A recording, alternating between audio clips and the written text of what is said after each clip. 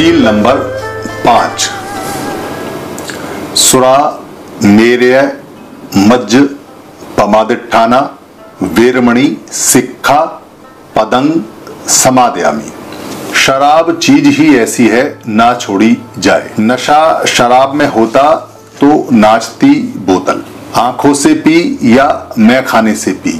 और शराब की लत, आपने शराब के या नशीले पदार्थों के दुनिया में बड़े बड़े कारनामे, बड़े बड़े कविता, बड़े बड़े मुशायरे, बड़े बड़े शायर, बड़े बड़े अशार, बड़े बड़े शेर, बड़े बड़ी लोकतियां, कहानियां और बहुत सारे नाटक मंच आपने देखे होंगे।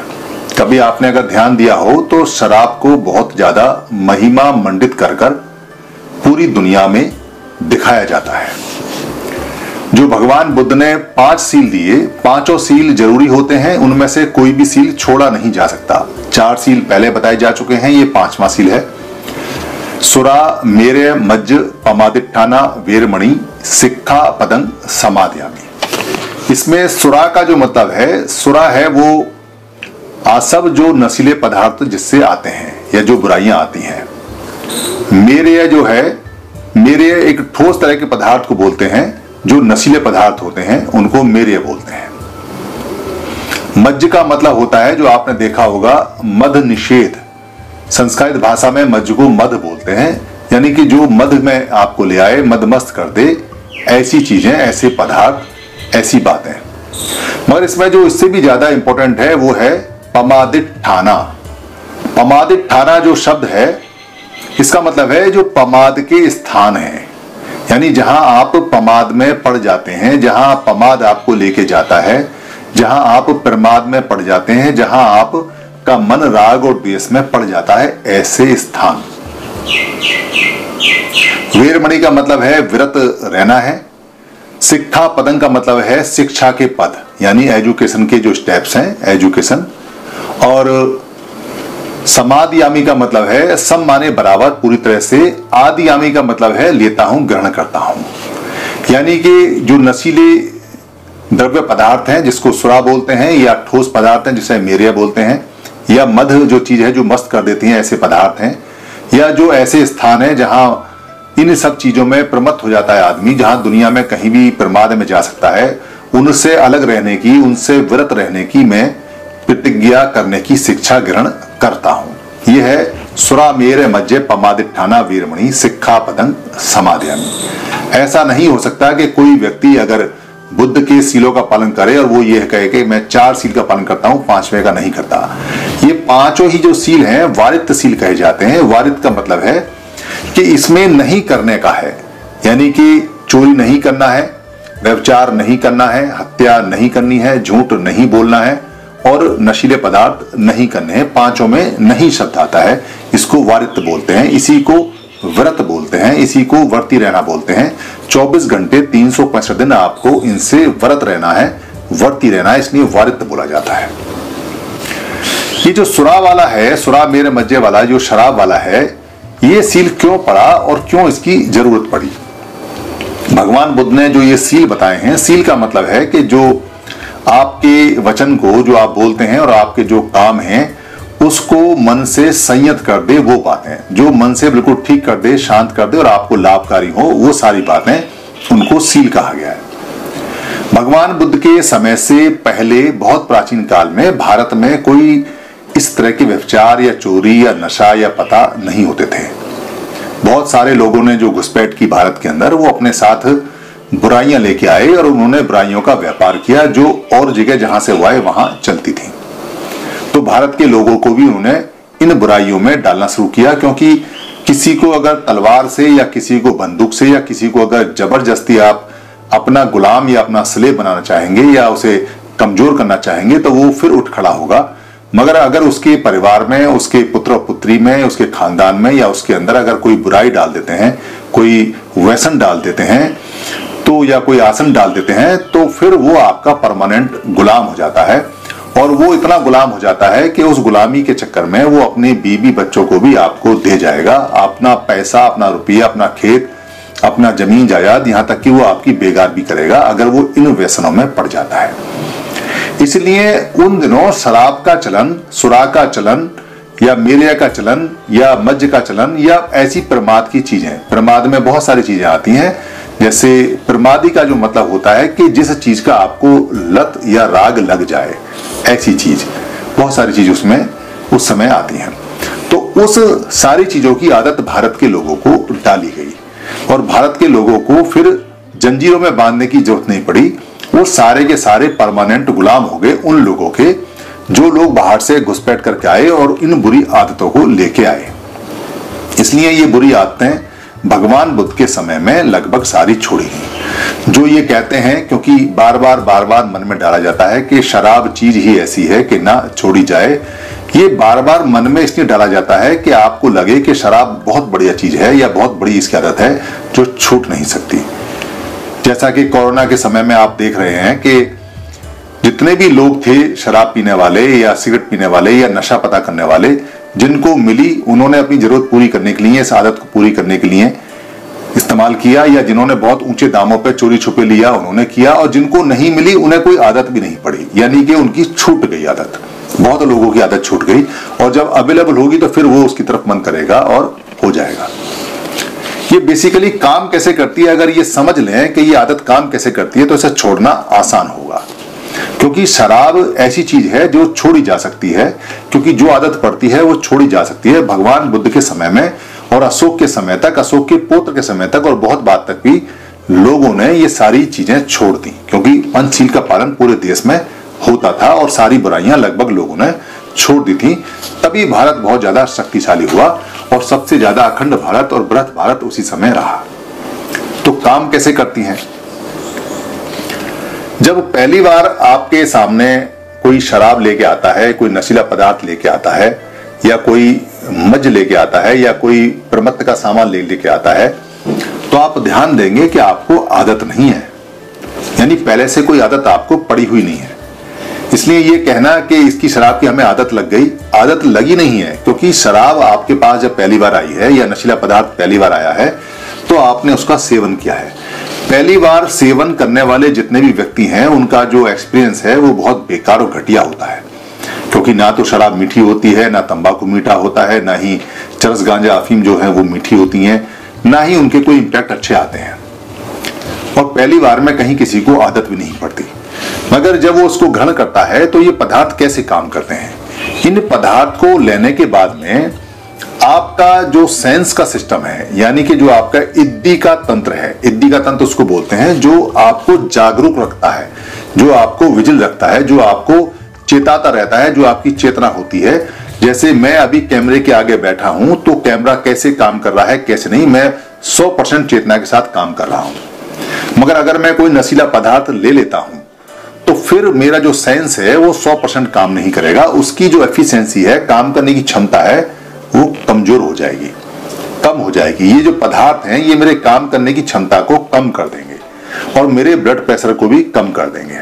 तो मुझे ऐसा लगेगा कि जैसे सब कुछ आराम में है, क्योंकि नींद की जो मुद्रा होती है, जिस समय नींद आती है उस समय भी हमारी बॉडी काम करना कम करती जाती है और बंद कर देती है, सेंसेस सारे बंद हो जाते हैं, जो तंत्र हैं, जो इंद्रियां हैं वो बंद हो जाती हैं, तो हमें रिलैक्स मिलता है, क्योंकि अब मशीन हमारी काम नहीं कर रही है। तो ये चलती हुई मशीन को अचानक ही स्लो डाउन कर देते हैं और उसको ऐसा लगता है जैसे रिलैक्स मोड में या आराम वाले मोड में आ गए हैं। तो लगता है कि बड़ा अच्छा है, क्योंकि अब शरीर पे जोर नहीं पड़ रहा, अब ब्रेन पे जोर नहीं पड़ रहा, अब मन और मस्तिष्क बिल्कुल आराम में आ गए हैं, ब्लड प्रेशर कम है। तो अचानक हाई स्पीड से चलती हुई कार जो 100 की स्पीड जा रही है, अगर अचानक वो 20 की या 30 की स्पीड से आ जाए तो ऐसा लगता है कि वो आराम में आ गई है। तो ये बड़ा मन को थोड़ा सा अच्छा लगता है, शरीर को अच्छा लगता है कि शरीर रेस्ट मांगता है। शरीर कभी नहीं चाहता कि वो काम करे, क्योंकि इसके अंदर जो मार होती है वो हमेशा कहती है कि क्यों मेहनत कर रहे हो, क्यों एक्सरसाइज कर रहे हो, क्यों काम कर रहे हो, छोड़ो। क्योंकि शरीर को मार खत्म करती है, मार चाहती है कि शरीर को जल्दी से जल्दी खत्म करके अपना काम खत्म करे। शरीर के अंदर जो मार की और डेथ की फाइल होती है वो 24 घंटे एक्टिवेट रहती है। वो 24 घंटे कहती है कि आप कोई ऐसा काम ना करें जिससे शरीर ज्यादा दिन तक चले। तो वो हमेशा ऐसे कामों के लिए आपको प्रेरित करती है जो मार है या नेगेटिव ऊर्जा है, जो आपके शरीर के अंदर ही होती है, कि जिससे आप अपने शरीर की ज्यादा देर चलने वाले या स्वस्थ होने वाले काम को छोड़ दें। तो शराब या नशीले पदार्थ उसी में आते हैं। जैसे ही वो पहुंचते हैं तो मार का मनपसंद वो भोजन है, यानी कि मार उसको बड़ा पसंद करती है कि ये बहुत अच्छा भोजन आया है जिससे कि मेरा काम आसान हो गया, अब इसका शरीर डाउन होने लगा है। अगर आप कोई नशीला पदार्थ बहुत ज्यादा सेवन कर लेंगे तो मर भी जाएंगे, यानी मार का काम जल्दी खत्म हो जाएगा। तो मार बार बार कैसे उसको याद कराती है कि आपको दोबारा से शराब लेनी है या नशीला पदार्थ लेना है। इसका एक पहली बार जब कोई सेवन करता है तो इसका एक फोल्डर बनता है, इसकी एक जानकारी का खाता खुलता है। खाता खुलता है शरीर के अंदर कि ये वाला पदार्थ लेने से मेरे शरीर में बड़ा रिलैक्सेशन आया, अगर ऐसा जोड़ा गया है तो। और जो लोग ये सोचते हैं और ये समझते हैं और ये जानते हैं कि ये पदार्थ लेने के बाद मेरा शरीर डाउन हो गया और मेरे शरीर में ये कमी आ गई, मेरे शरीर में दर्द हुआ, मेरे पेट में दर्द हुआ, मेरा ब्रेन काम करना कम किया, मेरा जो खून का दौरा है, जो ब्लड का प्रेशर है वो बड़ा कम हो गया, मेरी ऊर्जा कम हो गई, मैं काम नहीं कर पाया, मैं पढ़ नहीं पाया, मैं लिख नहीं पाया, वो अपने फोल्डर में लिखते हैं कि ये पदार्थ खराब है, ये पदार्थ नहीं लेना है। इसलिए ध्यान दीजिए कि दुनिया में पहली बार शराब या नशीला पदार्थ पीने के लिए या पीने के बाद हर एक आदमी को लत नहीं लगती, हर एक आदमी इसकी लय में नहीं आता, हर एक आदमी इसकी पकड़ में नहीं आता। वो लोग पकड़ में आते हैं जो मन से बहुत कमजोर होते हैं, जो अज्ञान होते हैं, जो जानकारी जिनको नहीं होती है, जिनका वियाणा बहुत कमजोर होता है।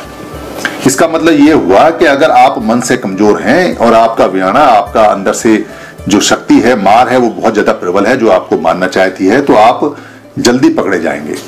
तो शराब जैसे जाती है तो उसकी जानकारी कोड पूरा बनता है कि इसने ये काम किया, इसने ब्लड प्रेशर कम किया, इसने बॉडी को शिथिल किया, शांत किया, इसने रिलैक्सेशन की फीलिंग दी, या इसने शरीर को खराबी आई या चक्कर आए या पेट में दर्द हुआ या पेचिस हुई या दस्त लगे या लैट्रिन में लूज मोशन आए या पेट में ऐंठन हुई या ब्लड प्रेशर ऊपर हुआ या नीचे हुआ या शरीर में घबराहट हुई या तबीयत खराब हुई, ये सारी चीजें शरीर रिकॉर्ड करता है और रिकॉर्ड करने के बाद उस फोल्डर में डाल देता है। अब आपको जब भी दोबारा शराब या नशीला पदार्थ या सिगरेट या तंबाकू या अफीम, चरस, गांजा दिखाई देगा तो आपका वो फोल्डर एक्टिवेट होगा, वो खुलेगा। खुलने के बाद में अगर आपने उसमें ये जोड़ा है कि ये मुझे अच्छा लगा तो आपको दोबारा चाहिए, और अगर आपने ये जोड़ा है कि ये मुझे अच्छा नहीं लगा तो आपको उससे नफरत हो जाएगी, आप उसकी तरफ देखेंगे नहीं बल्कि उसको फेंक देंगे, उसको तोड़ देंगे, उसको खत्म कर देंगे। मगर आपका मन इस बात को जानता है कि ये पदार्थ ठीक नहीं है, क्योंकि जो लोग अपने फोल्डर में ये जुड़े होते हैं उनका कॉन्शियस माइंड ये बताता है कि शराब पीना ठीक नहीं है। दुनिया में एक भी व्यक्ति ऐसा आपको नहीं मिलेगा जो चाहे बेशक शराब नशीले पदार्थ लेता हो या ना लेता हो, जो ये कह दे कि ये पदार्थ मैं ले रहा हूं और ये अच्छा है। अगर अच्छा पदार्थ होगा तो वो अपने पुत्र को और पुत्री को जरूर पिलाएगा और अपने बच्चे को जैसे ही पैदा होगा वैसे जरूर देगा, मगर कोई दुनिया में किसी को शराब ना देता है ना पिलाता है। ये इसकी खास बात है। इसका मतलब ये बुरी चीज है और बुराई की सामान है। तो जब मन बार बार इसको मांगता है तो उसको राग बोलते हैं, राग बोलते हैं। ये राग आपके शरीर में आ जाता है। इस राग की वजह से आपको शराब अच्छी लगती है। बाकी शराब की इतनी ज्यादा महिमा मंडित की जाती है, नशे के पदार्थ की इतनी ज्यादा महिमा मंडित की जाती है कि जो ना भी लेने वाले हैं वो भी इसको ट्राई करने के लिए कोशिश करते हैं कि ये है क्या, इसको देखें, ये क्या कैसे काम करता है, क्या क्या चीज है। तो शराब कहीं आपके अंदर जरूरत का सामान नहीं है, वो सिर्फ एक राग है जो आपके अंदर फाइल और फोल्डर बना हुआ है। अगर आप उसको ध्यान से देखेंगे, क्योंकि शरीर को शराब की आवश्यकता, शरीर को नशे की पदार्थ की आवश्यकता नहीं होती है। जो नशे के पदार्थ की आवश्यकता होती है वो पहले मन मांगता है, यानी मन में आता है कि ये सेवन करना है या नहीं, ये पीना है या नहीं, ये खाना है या नहीं। अगर मन से आपने उसको मना कर दिया, रिजेक्ट कर दिया, तो फिर शरीर को आवश्यकता नहीं है। मगर अगर आपने मन में इसको बार बार रिपीट किया कि मुझे तो बड़ा अच्छा लगा, मुझे तो बहुत अच्छा लगा, मुझे तो चाहिए चाहिए चाहिए, तो इसको लत बोलते हैं, इसको राग बोलते हैं। ये बड़ा होता जाता है, ये एक बीमारी बन जाता है। उसके बाद फिर आप अपने बच्चों को बेचेंगे, अपने घर का सामान बेचेंगे, अपनी ज्वेलरी बेचेंगे, अपनी जो बची हुई सारी चीजें उनको बेचेंगे, और इसमें बड़े बड़े अच्छे अच्छों के घर बर्बाद हो जाते हैं और शरीर साथ में खराब होता है। क्योंकि शराब का एक सिंगल भी फायदा नहीं है जो शरीर को होता हो। कोई कहता हो कि शराब से गर्मी मिलती है, ये बिल्कुल झूठ बात है। जितना गर्म पानी पीने से गर्मी मिलती है उससे कम शराब से गर्मी मिलती है, क्योंकि अल्कोहल टूट के ग्लूकोज में बदलता है। गर्म पानी पी लेंगे तो उससे भी आपको एनर्जी तुरंत मिल जाएगी, तुरंत शरीर आपका गर्म हो जाएगा, शराब से भी ज्यादा। आप इसका एक्सपेरिमेंट करके देख सकते हैं। मगर मन अगर आपका बार बार ऐसा कहता है, क्योंकि लोगों को ये पता नहीं है कि शराब काम कैसे करती है, लोगों को इतना ज्यादा इसको महिमा मंडित किया जाता है, खास तौर से पुरुषों के अंदर यानी मेल के अंदर, कि उनको लगता है कि शराब बहुत बढ़िया चीज है, जो शराब पीता है उसकी बड़ी आलीशान बात होती है, ज्यादा पिएगा तो ज्यादा बात होगी, महंगी पिएगा तो बड़ा रॉयल हो जाएगा। और शराब बेचने वाली जो कंपनियां हैं उनके मुनाफे सैकड़ों गुना होते हैं। एक एल्कोहल 1 लीटर की जो पैदाइश है वो 10-12 रुपए में हो जाती है, मगर उसे एक चमकदार बोतल में एडवर्टाइजमेंट के साथ में वो 2000, 5000, 3000, 2000, 80000, 20000, 30000 जो कीमत चाहे उसकी ले सकते हैं, जितना उसको महिमा मंडित करते हैं उतना ही ज्यादा। यही ठीक तंबाकू का और नशीले पदार्थों का बाकी का है। इस पूरे धंधे में इतना ज्यादा पैसा है, इतना ज्यादा पैसा है कि लोगों को जबरदस्ती प्लेस किया जाता है, बताया जाता है कि इसका सेवन करो। इसको बहुत ग्लैमराइज करके दिखाया जाता है पिक्चरों में, नाटकों में, पोस्टरों में, एडवर्टाइजमेंट में, ताकि आदमी को इसकी जिज्ञासा लगे, उसके सामने बार बार पोस्टर आए, उसको लगे कि इसे पीना बड़े शान की बात है, बड़ी इज्जत की बात है, बहुत बड़ा स्टेटस हो जाएगा, बहुत बड़ी मान्यता हो जाएगी। और कई बार बच्चों के मन में आता है कि ये बड़ों का काम है, अगर इसे हम पिएंगे तो हम खुद बड़े हो जाएंगे। इस तरह से ये पूरी दुनिया को ये जबरदस्ती कुछ लोग जो इसका मुनाफा कमाते हैं, इसका पैसा कमाते हैं, वो इसके धंधे के लिए पूरी दुनिया को ये जहर बांटते हैं। मगर ये किसी को नहीं छोड़ता, क्योंकि ये समानता पे आधारित है। उनके खुद के बच्चे भी जो शराब पीते हैं, क्योंकि भगवान बुद्ध ने जो अपना 8 अंगों का मार्ग है उसमें कहा है सम्यक आजीविका, यानी कि अगर आप अपने कमाने को, धंधे को सही नहीं रखेंगे और किसी को पाप कर्म में डाल के पैसा कमाएंगे, तो आपके बच्चे जीवन भर इसका दुख पाएंगे, आपकी पीढ़ियों की पीढ़ियों इसका दुख पाएंगे। इसलिए शराब बेच के या शराब की परमिशन देके या शराब को अलाउ करके जो लोग ये सोचते हैं कि हमने कोई अच्छा काम किया है, किसी को मारना या मारने का सामान पिलाना या उसके घर को बर्बाद करने का सामान पिलाना या उसको खत्म करने का सामान पिलाना कभी भी अच्छा काम नहीं हो सकता। इससे देश भी बर्बाद होता है, व्यक्ति बर्बाद होता है, परिवार बर्बाद होता है, समाज बर्बाद होता है, और जो पैसा अगर कोई कमाता है तो वो भी बर्बाद होता है, क्योंकि इतने ज्यादा लोग इससे बीमार रहते हैं, इतनी ज्यादा तोड़फोड़ होती है, इतनी ज्यादा क्राइम होता है कि सारा जो सामाजिक सिस्टम है वो उस पैसे के आगे बिल्कुल बेकार हो जाता है, उससे ज्यादा पैसा खर्च होता है। आप इसको ऐसे समझ सकते हैं कि कोई शराबी शराब पीता है तो पहले पैसा बर्बाद करता है, उसके जब बाद उसका घर बर्बाद होता है क्योंकि उसके घर में अशांति रहती है, उसके बच्चे बर्बाद होते हैं क्योंकि वो अपने शराबी बाप को ना इज्जत देते हैं और ना ही उसको कोई बात उसकी मानते हैं। उसके बाद में जब वो बीमार होता है तो उसका पैसा बर्बाद हो जाता है और मरने के बाद भी उसे इज्जत नहीं मिलती। कहते हैं कि वो साला शराबी था, मर गया, यानी साला शराबी फ्री में गाली देके उसको नवाजा जाता है और कोई उसकी मरने के बाद भी इज्जत नहीं करता। तो इससे कोई फायदा नहीं है, ना सामाजिक है, ना आर्थिक है, ना राजनीतिक है, ना धार्मिक है, ना ही किसी देश को है। हाँ, अगर किसी देश की प्रजा को गुलाम बनाना हो, किसी देश को बर्बाद करना हो, किसी देश को खत्म करना हो और किसी देश को आगे ना बढ़ना हो, तो शराब को जरूर बेचना चाहिए और खूब बड़ा चढ़ा के बेचना चाहिए, क्योंकि शराब बेचने से कुछ पैसा देश को लगता है कि आ जाएगा, मगर उससे ज्यादा उसका पैसा हॉस्पिटल में, उससे ज्यादा पैसा उसका पुलिस की कार्रवाई में, उससे ज्यादा पैसा उसका अदालतों की कार्रवाई में, उससे ज्यादा पैसा उसके जो बच्चे बिगड़ते हैं उनको ठीक करने में, उससे ज्यादा पैसा जो पूरे मोहल्ले में अशांति होती है उसको ठीक करने में चला जाता है। इसलिए वो पैसा भी कामयाब नहीं होता, बल्कि और पैसा खर्च हो जाता है। ये बुराई है, बुराई जहां भी जाएगी बुरा काम ही करेगी, अच्छा काम नहीं कर सकती। शराब के बारे में आप किसी भी व्यक्ति से ये नहीं कह सकते कि ये बहुत अच्छी चीज है। अगर ये बहुत अच्छी चीज होती तो बच्चे को पैदा होते ही शहद नहीं खिलाया जाता, शराब पिलाई जाती। मगर कोई भी व्यक्ति, चाहे बेशक वो शराब पीता हो, अपने बच्चे को पैदा होते ही शहद चटवाता है, शराब नहीं चटवाता कभी भी। और शराबी खानदान में शराबी भी अपने बच्चों की शादी करना पसंद नहीं करता, यानी कि दो शराबी आपस में रिश्तेदार बनने को तैयार नहीं है, क्योंकि शराबियों में शादी कौन करेगा। इसलिए शराब एक ऐसी बुराई है जो हमेशा चंद लोगों को फायदा देती है, पैसे का। सामाजिक फायदा उनको भी नहीं है, क्योंकि शराब बेचने वाले को भी इज्जत की निगाह से नहीं देखा जाता, जो दुकान पर शराब बेचते हैं उनको भी अच्छी निगाह से नहीं देखा जाता। बुराई तो बुराई है, जहां टच करेगी, जिसके पास भी जाएगी उसको बुराई ही करेगी और उसको खत्म कर देगी। इसलिए भगवान बुद्ध ने अपने 5 सीलों में ये सील 5वां दिया। ये इसलिए दिया क्योंकि उस समय बहुत सारे लोग इन व्यसनों में पड़े हुए थे और भगवान बुद्ध ने प्रयास किया और मेहनत की और लोगों को पढ़ाया और समझाया और दिखाया कि देखो शराब कैसे नुकसान करती है, आओ ऐही पस्सी को आओ विपස්සना करो और देखो कि शरीर को कैसे प्रभावित करती है। जब कोई व्यक्ति नशीला पदार्थ लेता है तो उसका शरीर उसके सामने ही मरना शुरू हो जाता है, क्योंकि मरने की अवस्था और शराब पीने के बाद की अवस्था एक है। जब आदमी मरता है तब भी उसका शरीर कमजोर होता चला जाता है, और जब शराब पीता है तब भी उसका शरीर कमजोर होता चला जाता है। ये बात जिसको एहसास हो जाती है वो जीवन भर के लिए शराब छोड़ देता है। शराब में जो लोग ये कहते हैं कि नशीले पदार्थ या शराब या इसकी बहुत ज्यादा तारीफ करते हैं या मेडिकल साइंस में बताते हैं, मेडिकल साइंस में एक सिंगल लाइन नहीं लिखी हुई कहीं जो इस बात को कह दे कि शराब शरीर के लिए ठीक है।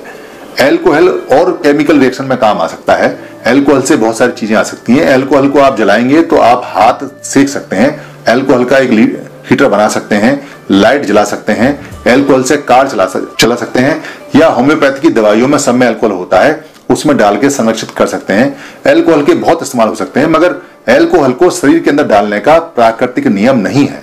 प्रकृति ने एल्कोहल को शरीर के अंदर डालने का नियम ही नहीं बनाया।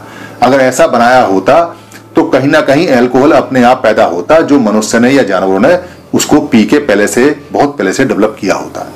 इसलिए एल्कोहल जहर होता है। अगर कोई जो ऐसा एल्कोहल है जो अनप्योरिफाइड है, अगर उसको आदमी सेवन कर ले तो तुरंत मर जाता है। आपने हजारों ऐसी घटना देखी होंगी, जबकि कच्चा एल्कोहल पी के, इम्प्योर एल्कोहल पी के लोग मर गए और मरते रहते हैं। ये जो नशीले पदार्थ हैं, ये जो सुरामेर मज्जे है, ये जब शरीर में जाते हैं तो ये शरीर में जो आपके मन के अंदर जो फाइलें बनी हुई हैं वो अच्छी फाइलों को बंद कर देते हैं। यानी कि जो काम आप अच्छे करने वाले हैं वो बंद कर देते हैं, और जो फाइल आपकी गंदी फाइल है, जो क्रोध की है, काम की है, लालसा की है, ईर्ष्या की है, विपसना की है, गाली गलौज की है, हत्या की है, क्रिमिनल की है, उन सब फाइलों को खोल देते हैं। इसलिए नशीले पदार्थ लेने के बाद में आदमी अच्छे काम नहीं करता। उसके मन में, सबकॉन्शियस माइंड में जो दबे हुए मन के अंदर जो बुरे काम होते हैं वो सारे के सारे एक साथ निकल के आ जाते हैं और वो उग्र रूप धारण करते हैं।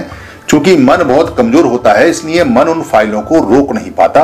ये जो नशीला पदार्थ है ये उनको रोकने के लिए मना कर देता है और मार हावी हो जाता है। शराब के नशे में, चरस गांजे अफीम के नशे में, या जो ड्रग्स लेते हैं उसके नशे में, या जितने भी प्रकार के मज्ज हैं या प्रमाद हैं, उस नशे में आदमी सारे नेगेटिव काम ही करता है, सब उल्टे काम ही करता है। कभी भी कोई भी आदमी आपको नशे में अच्छा काम करता हुआ नहीं मिलेगा। ये नशे की खास बात है। भगवान बुद्ध ने इसको बहुत बारीकी से समझा कि ये कैसे मन पे हावी होता है और कैसे आदमी की अच्छाइयों को हरण कर लेता है, हत्या कर देता है, और बुराइयों को खुराक देता है, बुराइयों को ये आगे बढ़ाता है, और बुराइयां मन पे हावी हो जाती हैं और आदमी जो अपने परिवार की रक्षा करने के लिए तैयार होता है वो उसका भक्षण कर देता है। यानी कि जिस पत्नी को बचाने के लिए वो जान लगाता है, जिन बच्चों को खाने कमाने के लिए, खाना लाने के लिए वो पूरी जिंदगी लगाता है, शराब के या नशीले पदार्थ के प्रभाव में आके कई बार उनकी भी हत्या कर देता है, उनको मारता भी है, उनको पीटता भी है। इसलिए शराब बहुत ही ज्यादा बुरी चीज है। भगवान बुद्ध ने कहा है कि अगर शेर आपके सामने आ जाए तो उससे मत डरना, मगर अगर शराब सामने आ जाए, नशीला पदार्थ सामने आ जाए तो उससे आप भयभीत होना, डरना उससे, क्योंकि वो आपको अंदर तक जानवर बना देगी और आप अपने हाथों से अपने परिवार को खत्म कर देंगे। तो सुरा मेर मज्जे पमादिठाना वीरमणि बहुत ही बढ़िया और बहुत शानदार सील है। ये 5वां सील है। आप इन सीलों को जीवन में अपनाइए और बुद्ध पूर्णिमा मनाइए। धन्यवाद।